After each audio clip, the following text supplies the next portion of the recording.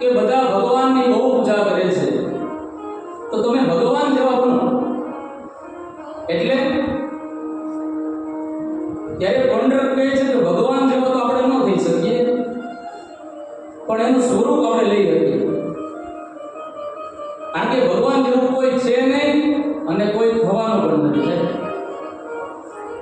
એટલે પંડરક રાજા અને કાશીરાજ બંને મળી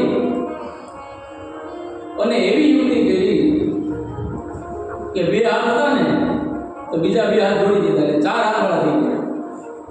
એવા ગરુડજી મને એવા ને કે ભગવાન જે ઉડે ને એ પોતે ઉડે છે.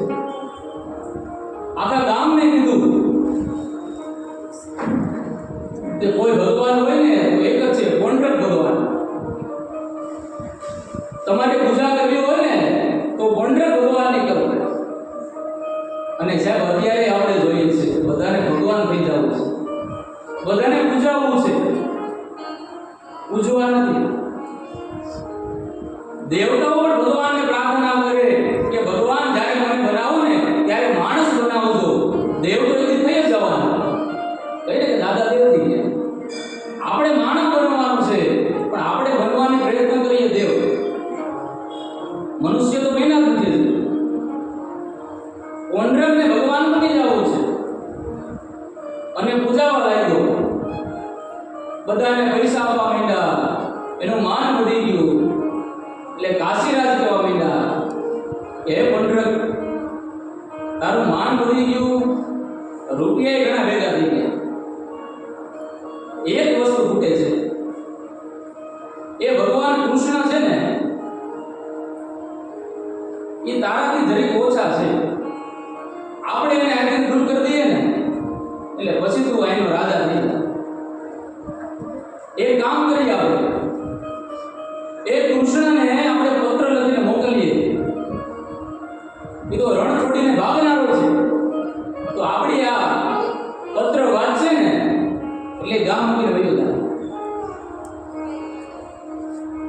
કાશીરાજ અને પંડરક બંને મળી અને પત્ર લખી અને એક દૂતને ભગવાન પાસે મોકલ્યો. આ દૂત ભગવાન પાસે આવ્યો ને અને દૂતે પત્ર આપ્યો. ભગવાને પત્ર વાંચ્યો.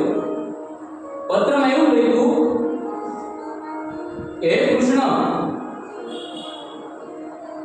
આ પૃથ્વી પરનો કોઈ રાજા હોય એટલે પંડરક રાજા છે. તમે તો ગોવા છો અને તમારે યુદ્ધ કરવું હોય ને તો અમારી પાસે આવો, અમે યુદ્ધ કરવા તૈયાર છે. એટલે પંડરકને એમ હતું કે ભગવાન બી અને ભગવાન વૈયા જશે.